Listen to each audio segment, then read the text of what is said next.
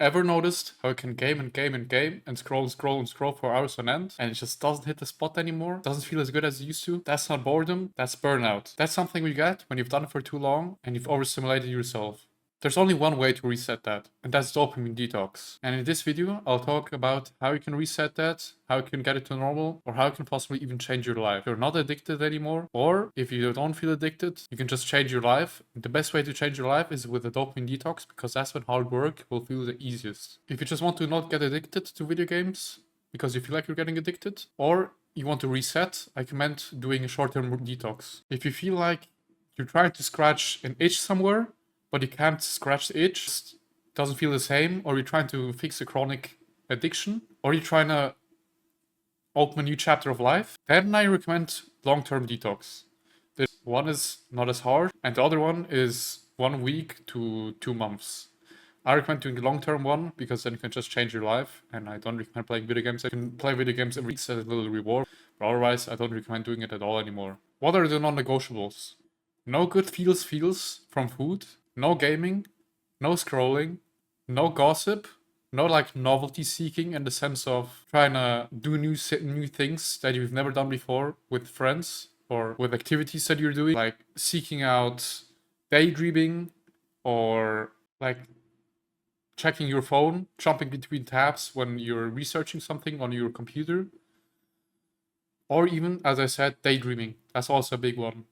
Just thinking about random shit that you're not supposed to think about and stuff that's making you not focused when you're not thinking about the task that you're doing. That's daydreaming. I also want you to stop masturbation and porn because that shit spikes your dopamine like crazy. And without that, you can just completely cut everything out because it's just not worth doing, because dopamine will be spiked so hard by it that it'll literally just ruin the whole dopamine detox. Gaming. Gaming spikes your dopamine every few seconds, and the reason why it's bad is because it makes you unable to feel boredom and be fine with it, and focus will also be really bad. It means you become addicted to micro rewards, like little rewards that you get from doing something. When you're learning or working, you don't get that. You get one big dopamine hit at the end because you've done the task and you feel good after. Sometimes you don't even get that because you've been so addicted to gaming or to scrolling or whatever it is, because you get little micro rewards from scrolling all the time. From scrolling on your phone, you get those little micro rewards because a new video comes, a new novelty is there, a new level you've hit, a new enemy you've killed, whatever you're doing. Now, sugar and junk food.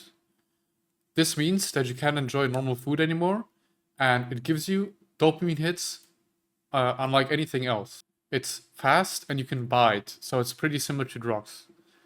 You're able to go to the store, buy something sweet, and you'll instantly feel good from it. And after that, it drops down immediately. And you've just eaten empty calories. It's nothing good for your biceps, for your gym growth, for your gym journey, and your muscular growth, so I don't recommend it.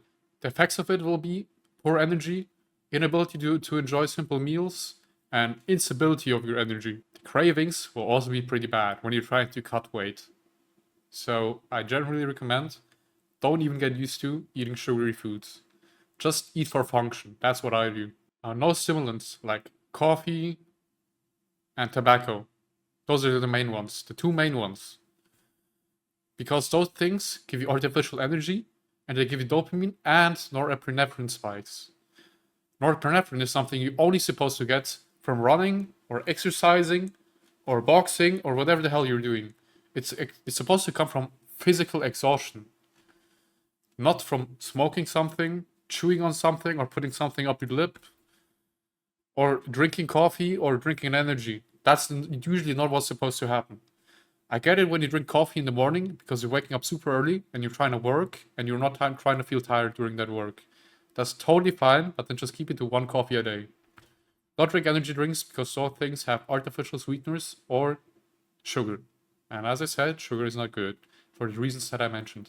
These things have the effect of masking fatigue and giving you the feeling of artificial energy and a baseline of energy, which is artificial, which is not real.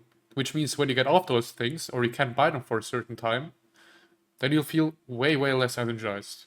Now, as for the novelty seeking, which I mentioned, scrolling on your phone, switching tabs, daydreaming, gossip, stuff like that, your brain constantly jumps around and it's unable to do nothing or just focus on one task. That's the bad thing about it. Masturbation. Porn is one of the strongest dopamine hits around and is unnatural. That means you won't get it any other way, and there's no real way to replace it except for sexy time. And that's something that's totally fine because that's bonding. And if you're doing that, completely fine, just keep doing it. No one cares what you're doing. If you're doing it, good for you, man. The thing about it is, it gives you emotional numbness though. It rewires your circuits and it makes you numb to rewards, which come from normal, usual things. Now, the thing with dopamine detox is, it's to reset and recalibrate. And if you're giving it constant spikes, it's unable to reset and start from a new blank page. So I don't recommend skipping any of these. They're non-negotiable. What can you do instead? What you can do instead is get full 8 hours of sleep, exercise, journal, meditate, go for walks, do chores, deep clean, books, reading, working on a business, doing stuff like that. That'll always be good. So yeah, those are the main things that I've mentioned. And for me, the biggest thing is, if you have dreams and you're trying to achieve them, then that's the biggest thing you need to do. Dopamine detox. That's where you start. If you're at the beginning of your journey, start with dopamine detox. And if you're kind of feeling like you're not getting anywhere and you're kind of feeling like you're missing out on life because you're playing so many games or just scrolling all the time, this is also perfect for you. For me, it was that I was just gaming all the time and I just felt like I'm getting nowhere and I'm behind in life.